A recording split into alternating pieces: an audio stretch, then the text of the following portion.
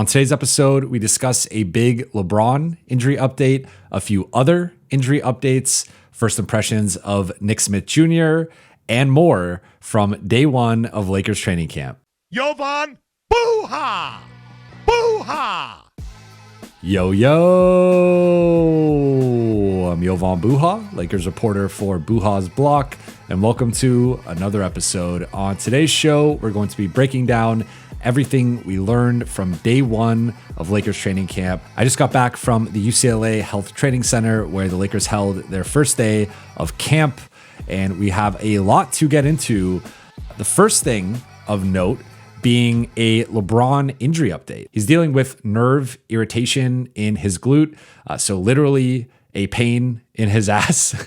And according to JJ, this is going to be a longer ramp up, a slower process, and they're playing the long game with LeBron. Redick said that the Lakers felt that after meeting with LeBron and Mike Mancias, LeBron's longtime trainer, and Dr. Leroy Sims, who's the Lakers head doctor, just that LeBron did a little bit too much last season in training camp. And JJ said he appreciated that because he was a first-time head coach and it helped set the tone for camp. But that this year they want to just be careful and be extra cautious with LeBron and how they handle him in camp. JJ said it would be nice for LeBron to play in the preseason. The goal for them is for him to be ready by opening night. So that is how they're going to structure the preseason and training camp ramp up for LeBron. So it sounds like he's going to miss some of the preseason. It's unclear when he's going to make his preseason debut. And I understand that there's going to be some panic and some overreaction to this and some concern. Like I think that it is fair to be slightly concerned, right? And but I think I'm actually going to take the opposite approach here and look at this through an optimistic perspective of I think this is the right way to approach this with LeBron. I think the Lakers have been dancing around this a little bit the last couple of years in terms of lowering his minutes or his workload or his practicing or whatever. And LeBron has understandably pushed back. He has come out multiple times over multiple seasons and said he's anti-load management, that if he can play, he wants to play. He wants to play his normal minutes. He doesn't want to take games off. He doesn't want to reduce his minutes. He doesn't want to reduce his practices. Like he wants, if he's good to go, he's good to go. But given he's about to be 41 years old, given he's about to be in year 23, the Lakers need to be careful here. And this team needs LeBron James at the finish line. They're going to need him over the course of an 82-game season. But if you could get him for 65, 70 games and you'll still have that all-NBA, all-star level guy, but he's in better condition. I don't mean like conditioning. I mean like he's just able to go and he's not compromised physically, because we have seen over the last few years, LeBron has worn down slightly toward the end of the season and picked up injuries.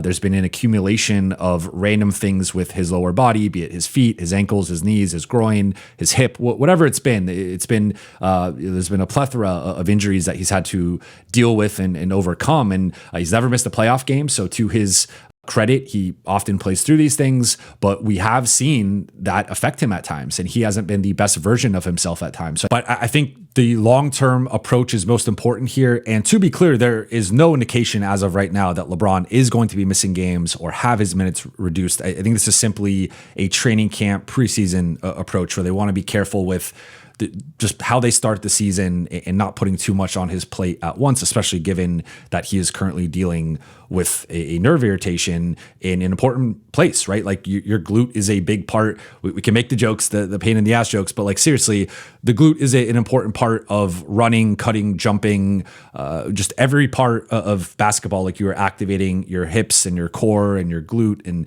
just like that area is an important part. So I think that's a big part of this is like he's already dealing with something. He's 41, year 23.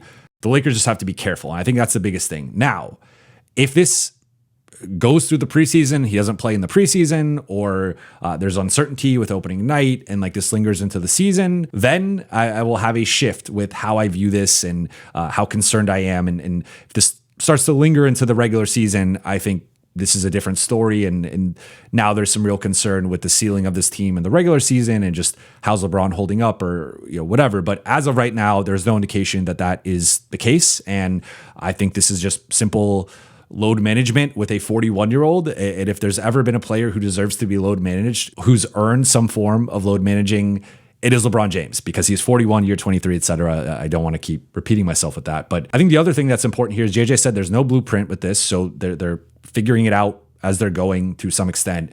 But also that this is a partnership, and LeBron has been very receptive to this all, and everyone is on the same page. And I think that's notable because going back to opening night a couple seasons ago, remember 2023-24 season, the Lakers put that minutes restriction on LeBron opening night in Denver, and he clearly was not happy with that and did not go for it. And it was the shortest minutes restriction of all time for a non-injured player. It was, or a player not coming back from an injury. It was one game. And then by game 2, LeBron was back to it. And he clearly did not view things the same way as the coaching staff and was not on the same page as them. So we'll see how that translates going into the season and where things are at with the minutes and the workload, and if he is taking any games off. But again, as of right now, there's no indication that that's the case. And I think for now, I think the Lakers having this approach with LeBron, we can proceed with some caution in like a little bit of concern, which is where he's going to be at physically to start the season. But other than that, I think this is fine for now. He's going to play, I think, at some point in the preseason. I think he'll be ready for opening night. And I think this will ultimately be a nothing burger. But again, we will monitor all this as training camp and the preseason continue. The second big thing from day one of camp was the other injuries, because it cannot be day one of Lakers training camp without there being several players who are limited. This is an annual tradition that players, Lakers can never start a season healthy. So updates in order. Gabe Vincent, they're managing the knee that he was managing last season, the knee that he's had surgery and injuries on. So he was a modified participant in camp today, which means did not take part in the live and contact portions, but did take part in the shooting drills and the drill portions where he didn't have to make contact or be guarding anybody. He is expected to play on Friday in Palm Springs against Phoenix in the preseason opener. So with Gabe, it's more of just an injury management or continued injury management from this knee situation. With Marcus Smart, he is dealing with Achilles tendinopathy, and that's never great to hear. JJ did indicate that it's mild and that they're just being slow with the ramp up process with him, but he did not take part in the live portion of practice today. Modified participant, according to JJ, and he's expected to be good by next week. I don't know if that means the beginning of next week or the end of next week. That is a bit of a range there, right? But not great with Marcus to already be dealing with a little bit of something, and Achilles tendinopathy can be something that is nagging. And as someone who's torn his Achilles before, you don't want to be messing with the Achilles area. So that is, I would say, of all the injury updates, that the Marcus one I'm probably the most concerned with. This is one that had not been mentioned at Media Day. Like, he implied he was fully healthy at Media Day. So this one to me is a little concerning, or the most concerning of the injury updates. And then JJ didn't offer much clarity on Adou, just stating that Adou had already shared with us his injury update. But I followed up because I was curious, because I've talked about Adou and his participation over the summer and some of the rave reviews he was earning from people that were in the gym and were firsthand watching him. So I asked JJ for some clarity on what Adou has been able to do, no pun intended, from Summer League through now. And he said there's been this ramp up process of, it first started with running and cutting and jumping, and then running and cutting and jumping with coaches, and then playing 3-on-3 with coaches, then playing 3-on-3 with players, and then even doing some live scrimmaging recently with his teammates, up until he started to suffer from this swelling. So that's in line with what I had heard and had said earlier. I didn't have great clarity on like how much contact was going on with some of the stuff he was doing, but I heard he was participating in a lot of the stuff leading into camp, and he was looking good and athletic and spry. So this seems to be another one where they are just being a little cautious, and I don't know if it's a setback is an appropriate term here, but did have some swelling pop up. So JJ noted that this is a development year for Thiero, which to me, checks out. It makes sense. And I think it should be a development year for him, but they just want to take a long view with him and be careful that they are not overdoing it unnecessarily and putting too much pressure or strain on his knee too quickly. And he also noted, which I found interesting, that when Thiero had his knee surgery, he was not a Laker. So they did not have control over the rehab process or what he did in the post-op process. So this has been a bit of a catch-up process with the Lakers in terms of what he was able to do previously or what his previous protocol was. And it sounded like, reading in between the lines, that the Lakers didn't necessarily love maybe how some of this stuff was handled following his surgery, but it was out of their control. But this is one, like, I do have a little bit of concern. There was the ESPN report that he's supposed to be back within a week. So I guess that could be end of this weekend or early next week. We'll see what that looks like. But I would say, if we're ranking the concern here, I would probably go Marcus 1, Adou 2, LeBron 3, Gabe 4. I think Gabe, this is just a continuation of, like, his knee has to be managed, and that's just a thing. So I would probably rank it that way, but no real red flags here. I think there's a couple yellow flag, like the Marcus thing's maybe a little bit of a yellow flag.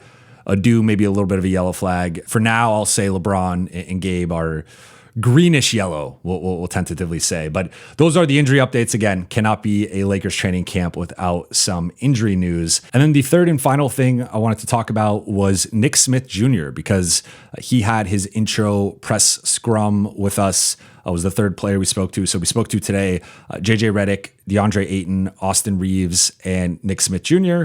And so Nick Smith spoke to us.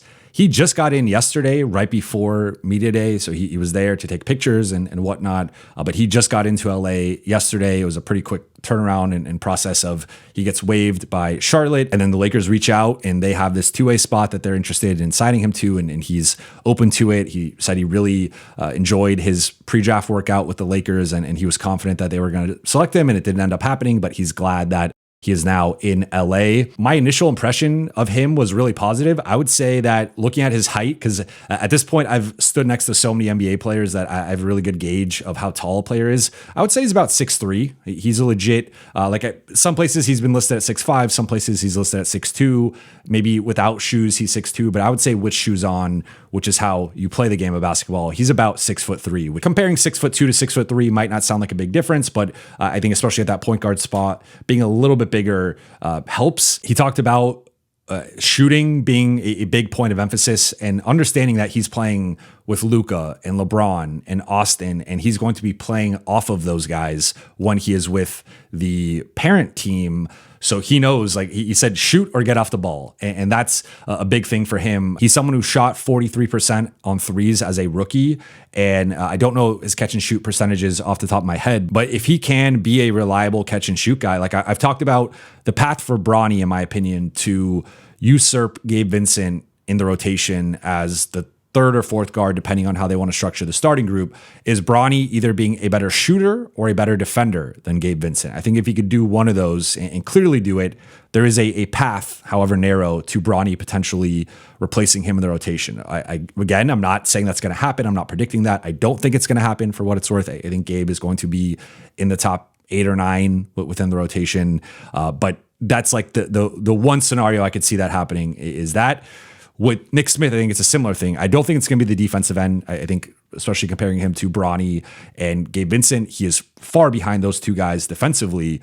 But I think the offensive end, he might be the most gifted shot creator and scorer of those three. And if he can figure out ways to play off the ball and be a reliable catch and shoot spot up threat, maybe a guy who can attack closeouts on the weak side and whatnot, that could be a pathway to him getting minutes at some point or in some lineup. So I think he largely said the right things in terms of his role and being aware that, like he talked about, like he is a scorer naturally, but he knows he's coming into a situation where the Lakers have two of the best players of all time in LeBron and Luka, two of the best scorers and offensive players of all time in LeBron and Luka. So he had a pretty good self-awareness, I would say. And I like his disposition. I liked a lot of his answers. I did not really have an opinion on him from that perspective prior to meeting him and talking to him in the scrum. And I came away impressed. He mentioned that Kobe, Kyrie, and Bradley Beal are his 3 favorite players. 3 players he's watched a lot of film of and tried to pattern his game after. So again, I think like that's, I would like to see him buy into more of an off-ball spot-up role rather than try to be the Kobe, Kyrie, Bradley Beal. I just don't think that's in the cards for him, at least not right now. We'll see longer term what he grows into, what he develops into. And then final thing was, he was asked if there's been any teammates that have been particularly helpful or, gained insight from. And he mentioned Gabe Vincent has been someone he's been picking the brain of and asking him about JJ's schemes and what the coaching staff wants. And I posted a tweet on that on X. And of course, there's a lot of cynicism with him studying Gabe or learning from Gabe. And I get that, but Gabe is a very smart player. Gabe is a good communicator. Gabe is well liked and well respected and well regarded in that locker room. And I do think that that is a good person to try to model at least what the coaching staff wants off of. The shot selection, maybe not, right? And maybe he should talk to Rui or Austin or Jake LaRavia about how to fit in around Luka and LeBron and how to play off of the ball with those guys. Because LeBron, Gabe, and Marcus in particular weren't participating in some of the scrimmaging and live stuff, I feel like we don't have a great sense yet of what the starting lineup is going to look like or what the rotation is going to look like. Like Austin had one comment about hitting Rui with a hit-ahead pass that Rui got a and one on. But even that, I'm like, well, there was no LeBron and there was no Marcus. So I assume if LeBron and Marcus are out, Rui would be starting regardless of whether he's a full-time starter or coming off of the bench. So we don't have the clarity yet. JJ was asked again about the starting group. He didn't want to get into it. So that is something to monitor over the course of the rest of camp. They're going to practice, I believe, again Wednesday and Thursday, and then Friday they play in the preseason opener in Palm Springs in the DeAndre Ayton Bowl. You got DeAndre Ayton, LA versus Phoenix in the desert, in Palm Desert. That should be a fun one, but that will do it for today's show. As a reminder, we are launching memberships tomorrow, so be on the lookout for that announcement. This has been something that has been in the works for months, and I'm thrilled to share it with you. So I'll be announcing it on social media and on my YouTube community tab tomorrow. Probably I'm going to aim for around noontime Pacific. But appreciate you all for watching and listening. For those watching on YouTube, please be sure to hit that subscribe button, turn on channel notifications, and like and comment on this video. For those listening on Apple Podcasts, Spotify, or your podcast platform of choice, please be sure to follow, download, and leave a 5-star review. I'll be back tomorrow. I will talk to you then.